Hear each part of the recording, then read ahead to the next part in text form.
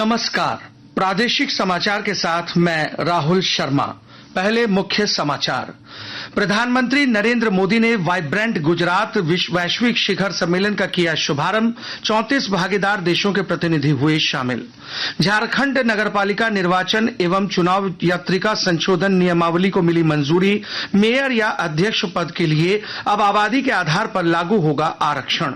रामगढ़ के चितरपुर में सड़क दुर्घटना में 3 लोगों की हुई मौत। गंभीर रूप से घायल 4 लोगों को इलाज के लिए भेजा गया रिम्स। और राज्य भर में सड़क सुरक्षा सप्ताह कार्यक्रम कल से होगा शुरू। यातायात नियमों के प्रति लोगों को जागरूक करने के लिए आज रांची में स्वयंसेवकों को दिया जा रहा है प्रशिक्षण। और अब समाचार विस्तार से। प्रधानमंत्री नरेंद्र मोदी ने गुजरात के गांधीनगर के महात्मा मंदिर में वाइब्रेंट गुजरात वैश्विक शिखर सम्मेलन का शुभारंभ किया। इस मौके पर श्री मोदी ने कहा कि भारत अगले 25 वर्ष के विजन पर काम कर रहा है और 2047 तक देश को विकसित बनाने का लक्ष्य है। जब भारत अपनी आजादी के 100 वर्ष मनाएगा, तब तक हमने भारत को विकसित बनाने का लक्ष्य रखा है और इसलिए ये 25 साल का कार्यकाल भारत का अमृत काल है। ये नए सपने, नए संकल्प और नित्य नूतन सिद्धियों का कार्यकाल है। इससे पहले श्री मोदी ने संयुक्त अरब अमीरात के राष्ट्रपति मोहम्मद बिन जायद अल नहयान, मोजाम्बिक के राष्ट्रपति फिलिप न्यूसी और तिमोर लेस्ते के राष्ट्रपति खोसे रामोस होर्ता सहित अन्य विदेशी मेहमानों का स्वागत किया। इस सम्मेलन में 34 भागीदार देशों के प्रतिनिधि शामिल हो रहे हैं। प्रधानमंत्री नरेंद्र मोदी ने आज सोशल मीडिया पर भजन श्री राम जी पधारे साझा किया। इस भजन को उस्मान मीर ने गाया है तथा संगीत रचना ओम दवे और गौरंग पाल ने की है।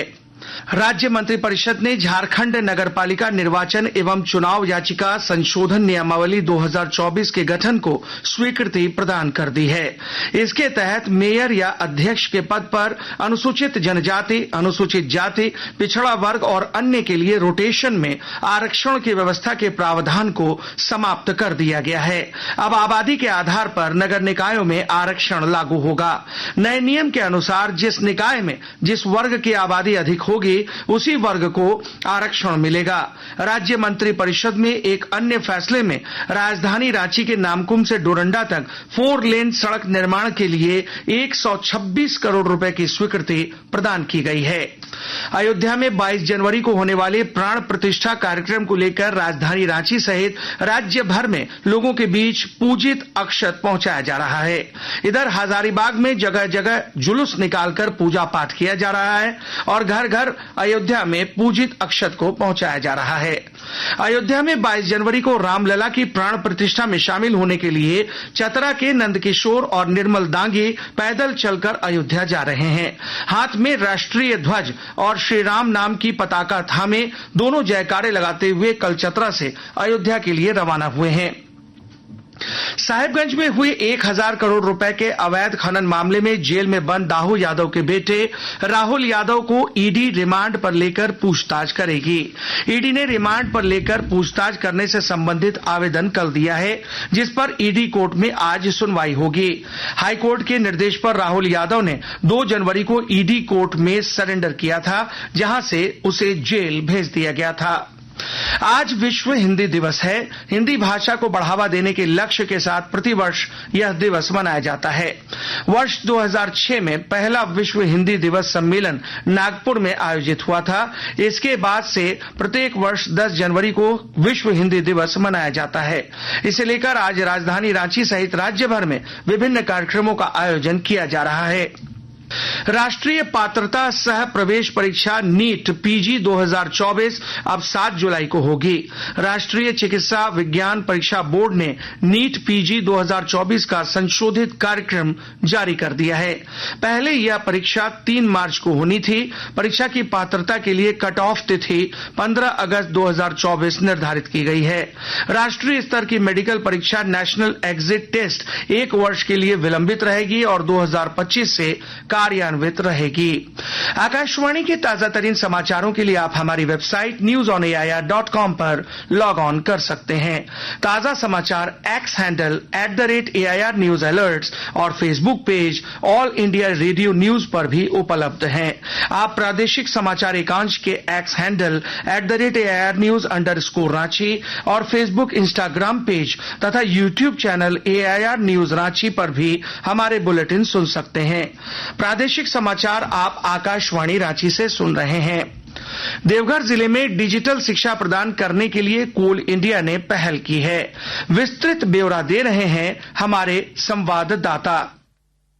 कोल इंडिया ने डिजिटल शिक्षा की शुरुआत करने को लेकर EDCIL के साथ समझौता किया है। ईस्टर्न कोलफील्ड लिमिटेड के चित्रा माइंस देवघर में होने के कारण देवघर के लोगों के लिए भी ये सुविधा होगी। देवघर जिले में भी चित्रा माइंस की ओर से तैयार किए गए स्कूलों में स्कूली बच्चों को डिजिटल शिक्षा प्रदान करने की दिशा में काम करने के लिए कहा गया है। इस संबंध में ईस्टर्न कोलफील्ड लिमिटेड के डायरेक्टर पर्सनल आहुति स्वाई ने बताया कि कोल इंडिया केवल कोयला उत्पादन ही नहीं, कल्याणकारी योजनाओं को लेकर भी विशेष ध्यान देती है। करीब 27 करोड़ की लागत से झारखंड के 11 जिलों को इसमें लिया गया है, जिसमें देवघर भी शामिल है। आशीष कुमार अम्बस्ट, आकाशवाणी समाचार, देवघर। रामगढ़ जिले के रजरप्पा थाना क्षेत्र के चितरपुर में आज सुबह लगभग 4 बजे सड़क दुर्घटना में 3 लोगों की मौत हो गई तथा 4 लोग गंभीर रूप से घायल हो गए। सभी घायलों को इलाज के लिए रिम्स भेजा गया है। बताया जा रहा है कि चेटर गांव के लोग नववर्ष मनाने के लिए पारसनाथ जा रहे थे।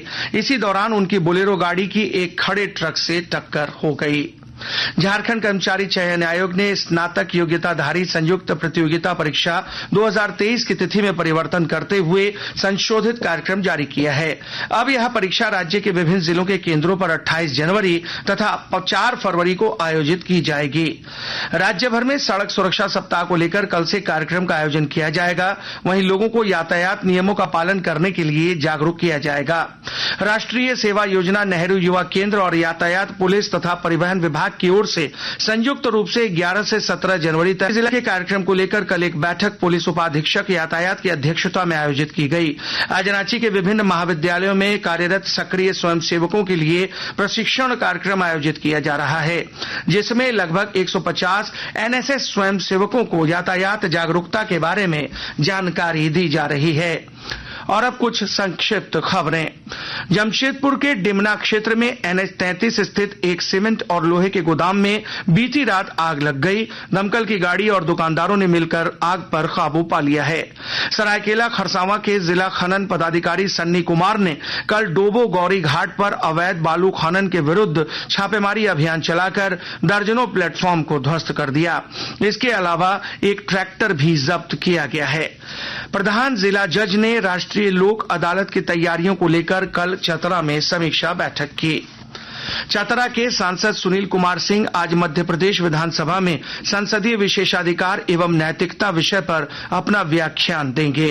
गोड्डा जिले में संथाल आदिवासियों का सबसे बड़ा पर्व सोहराय शुरू हो गया है, जो 1 सप्ताह तक चलेगा। इसे लेकर गोड्डा कॉलेज में कार्यक्रम का आयोजन किया गया है।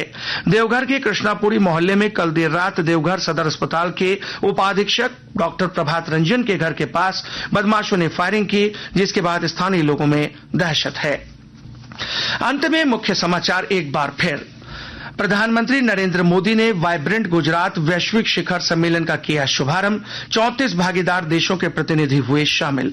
झारखंड नगरपालिका निर्वाचन एवं चुनाव याचिका संशोधन नियमावली को मिली मंजूरी। मेयर या अध्यक्ष पद के लिए अब आबादी के आधार पर लागू होगा आरक्षण। रामगढ़ के चितरपुर में सड़क दुर्घटना में 3 लोगों की हुई मौत। गंभीर रूप से घायल 4 लोगों को इलाज के लिए भेजा गया रिम्स।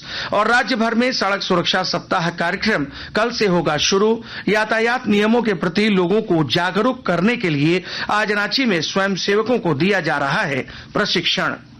इसी के साथ आकाशवाणी रांची से प्रादेशिक समाचार का यह बुलेटिन समाप्त हुआ। नमस्कार।